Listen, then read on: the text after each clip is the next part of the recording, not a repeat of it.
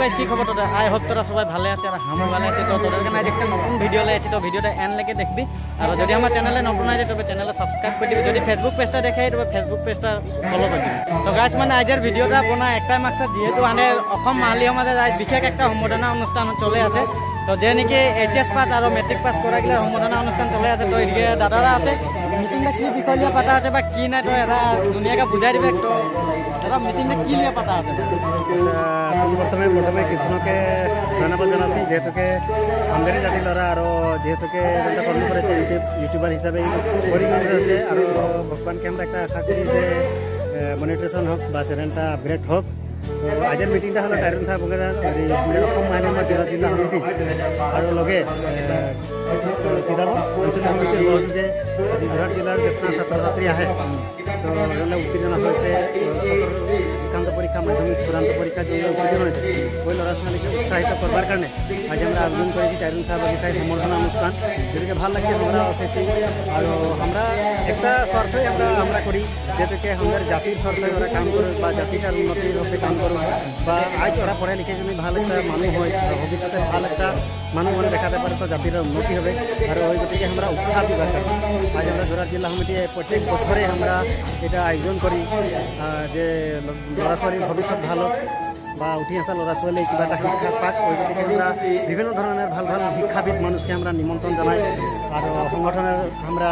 ভাল বিষয়বস্তু একো হাঁকাই যাতে মোটিভেশন স্পিচ দিই কোনে ওদেরকে মোটিভেট করবার কারণে আর আমাদের সমাজটাকে উন্নতির পথে নিয়ে যাবার কারণে আমরা পদক্ষেপ লেছি যাতে ছাত্রছাত্রীগুলো আমাদেরকে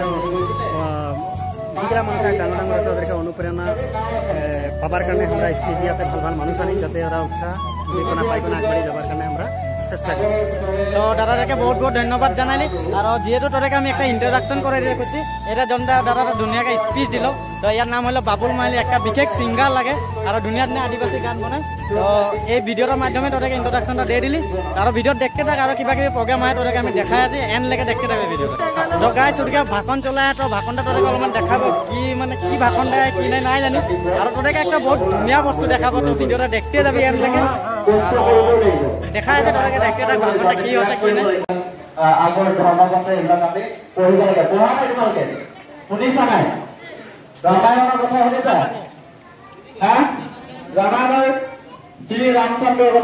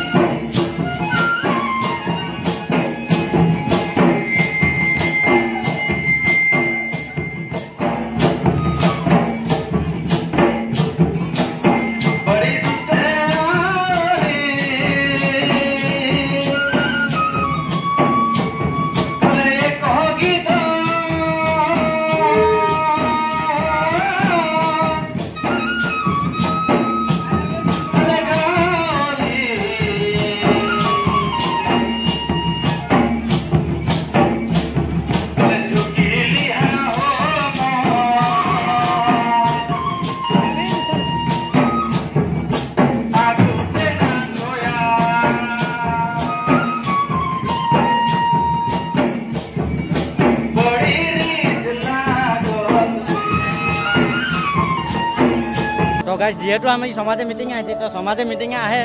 একটা বহুত ধুনীয়া চাক্সকে লগ পাইছি যে নেকি নাম লাগে জন্তিকা আৰু এটা জন্তিকা দাদা তো ইন্ট্রোডাকশনটা অলপ দিয়ে দিতে ভাল লাগে আমি নিজে নিজে আমার নাম লাগে জন্তিকা আর আমি মরিয়ানি ডিঙাপাড়ার লাগি আর কৃষ্ণা ভাইয়ের সঙ্গে বহুত আমার মানে কথা হয়ে থাকে আদিবাসী কৃষ্ণা বলে ইয়ার চ্যানেলের নাম হয় কথা হয়ে থাকে ঘরটা যদিও সামনে হলো ইয়াকে লগ পাতে মানে কি সাকসেসফুল নাই হয়েছি কি আমি লগ পাবো বলে মানে ইয়ার কামের টাইমটা নাই বলে ওটা কারণে আর আজকে লগ পাইনি ফাইনালি